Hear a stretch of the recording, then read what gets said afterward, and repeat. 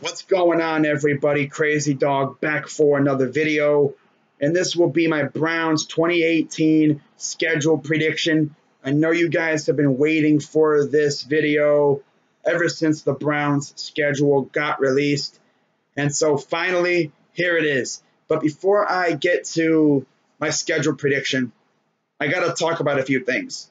You guys have probably noticed by now that my special teams training camp preview video went up today. Well, it was supposed to go up yesterday. I had it on private, title, thumbnail, description, all ready to go. All I had to do was make it public. And the thing is, I never did. It sat on private all day yesterday, and I completely forgot about it. Well, I woke up today, and I checked my videos, and I realized that I had the video on private. So the first thing I did was I made it public. So if you haven't watched it already, go watch it and get my opinion on the Browns special teams position group heading into training camp.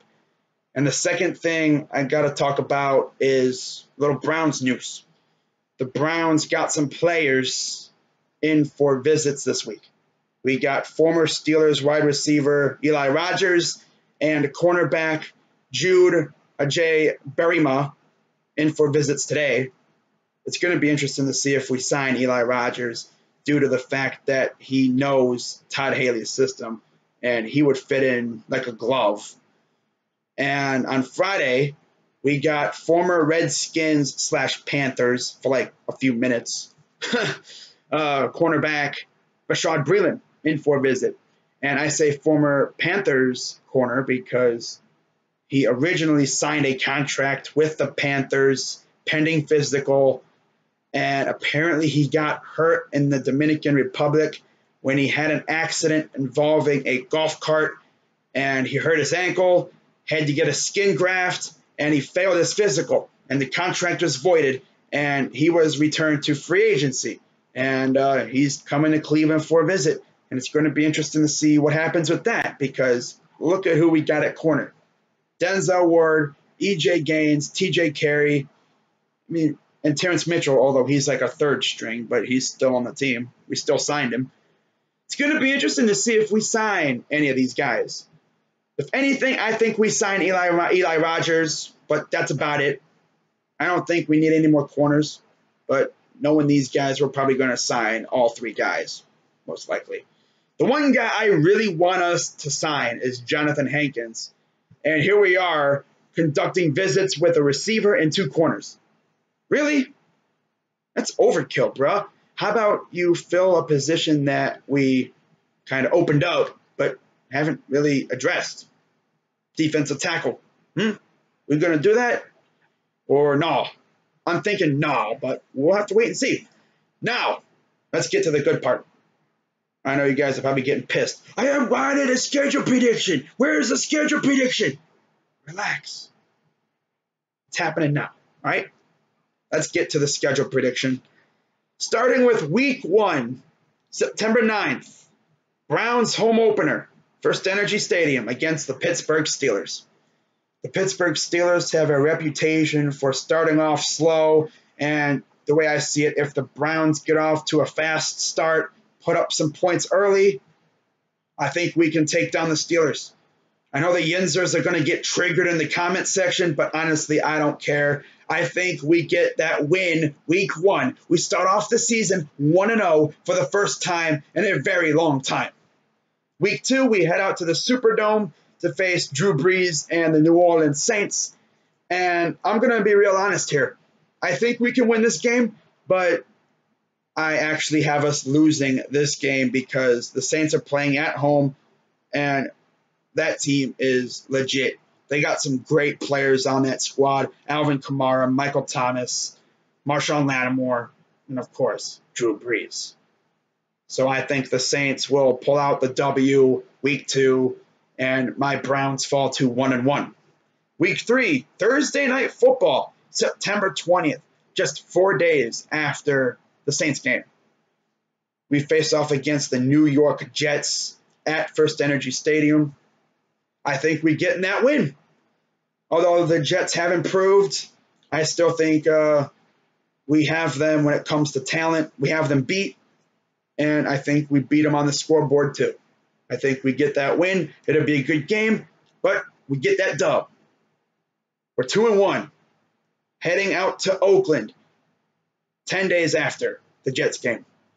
So we head out to Oakland for the last time, and the next time we play the Raiders, I believe they will be in Vegas, which is crazy to think about. The Raiders are actually moving to Vegas. Wow. So the Bay is going to belong to the 49ers. Damn. That's crazy. And I actually have us losing to Oakland in the Coliseum, so we fall to 2-2. Week 5 at home, October 7th against the Ravens. I will be at this game. I will be going to the Ravens-Browns game week 5. I'll be there. So if you see me, say what's up. I have us winning, getting that win against Beltway's Ravens. Oh, man, I cannot wait for Beltway to crow. Oh, it's going to be so sweet. Yeah. But, yeah, I have us beating the Ravens. The Ravens don't scare me at all. I think our defense will be more than a match for their offense. And I think Tyrod Taylor, Josh Gordon, Jarvis Landry, Nick Chubb, David Njoku, and this offense will carve up their defense like a steak, like a cake, like butter, like butter. Whatever. All I'm trying to say is we're going to beat the Ravens week 5, and we're going to be 3-2 heading. We're not heading because we're staying at home. We're facing the Chargers at home, October 14th. I have us losing. So we're 3-3, heading out to Tampa Bay to face Jameis Winston, a.k.a. Jameis Crablegs, and the Buccaneers. And I have us winning. So we're 4-3, heading out to Pittsburgh to face the Steelers. And I have us losing, 4-4. Yeah, 4-4 heading into week 9, back at home against the Chiefs. And I actually have us losing that game. So we're 4-5 as we remain at First Energy Stadium and welcome the Atlanta Falcons to town. And I know people are going to hate me for saying this, but I have us winning. Falcons fans are going to get triggered. I have us winning this game. We straight up own the Falcons, kind of like we own the Saints as well. But our ownage of the Falcons is way more like ownage. Like, we straight up own the Falcons. They're our bitch. And we will make that known again this year when we put our foot on their throat and we press down and we stomp a mud hole in their ass. So week 10, we getting that win. We're 5-5 heading into the bye week. That's actually really good. Week 12, we go to Cincinnati. I think we lose that game. I think we can easily sweep the Bungles, but I think we lose in Cincinnati. We fall to 5-6. Week 13, we head out to Houston. I think this will be another tough game, and I think we're going to lose. So we fall to 5-7. Week 14, we head back to First Energy Stadium to face the Panthers. I think we win. We're 6-7. Week 15, we go to Mile High Stadium, Denver, Colorado, December 15th on a Saturday to face the Broncos. And I think we get that win. Hugh Jackson's undefeated on Saturdays as Browns head coach, and we improve to 7-7. Week 16, we host the Bengals, the Bungles, and we get that win. Wow, that sounded so cringe. But yeah, we're 8-7 going into week 17 in Baltimore against the Ravens. And what do you know? We get that win.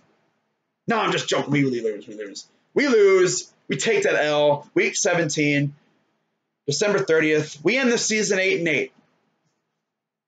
That's good. I had you going there, making you guys think we were going 9-7. I don't know. That would be awesome. But nah, I have us going a modest 8-8, 500 for the first time since 2007. Wow. See what talent can do for you? Damn. You know, this is the most talented team we've had in a while, and we go 8-8. Honestly, I think we could do better. I think the ceiling for us is honestly 10-6, and the floor is 5-11. Yeah, being honest. So we go 8-8 here, and I got some bold predictions for you guys. Some of them actually correlate with the schedule prediction. So got them right here on my phone. I'm going to start off with number 5, go up to number 1. Number 5, we will have 2 wide receivers go over 1,000 yards. That's not even bold. That's why it's number 5. It's the least bold prediction because Jarvis Landry and Josh Gordon are far more capable of going over 1,000 yards. I mean, Josh Gordon went over 1,000 yards while under the influence of drugs and alcohol with 3 mediocre quarterbacks throwing him the football. What's he going to do with Tyrod Taylor throwing him the rock? And then you got Jarvis Landry, who can easily go over 1,000 yards with his eyes closed. So I think that's going to happen. Number 4, Duke Johnson will go over 1,000 all-purpose yards. I think he will easily go over 1,000 all-purpose yards. Honestly, I wouldn't be surprised if he went over 1,000 rushing yards alone, or even 1,000 receiving yards alone. How about 2,000 all-purpose yards? Imagine that. That ain't going to happen. I mean, damn, if that does, damn, but it ain't going to happen. Number 3, Baker Mayfield will play this year. If Baker Mayfield plays, it's most likely going to be at the end of the year when the season is either a wash or maybe when we've already clinched a playoff spot. Imagine that, eh? If anything, it's going to be because the season's a wash or Tyrod Taylor got hurt. But yeah, Baker Mayfield will play this year. That's my number 3 bold prediction. Number 2, the Browns will go 500. Well, I think we're going 8-8. And number 1, the Browns will not be last in the AFC North. How about that? Who's going to be finishing last then? Well, I think it'll be the Bungles. And I think that'll be curtains for Marvin Lewis. Yeah, finishing last in the AFC North behind the Browns will be enough for the Bungles to fire Marvin Lewis. So there you have it. There's my schedule prediction and bold predictions for this season for the Cleveland Browns. That's going to do it for this video. My next video, unless the Indians make a trade or something, will be probably tomorrow when I wrap up the Pirates-Indians 3-game series with my series recap. So, yeah. Like this video, comment, subscribe for more. I'm Crazy Dog 99. Let's go Browns. This is going to be a fun year, and I'm out.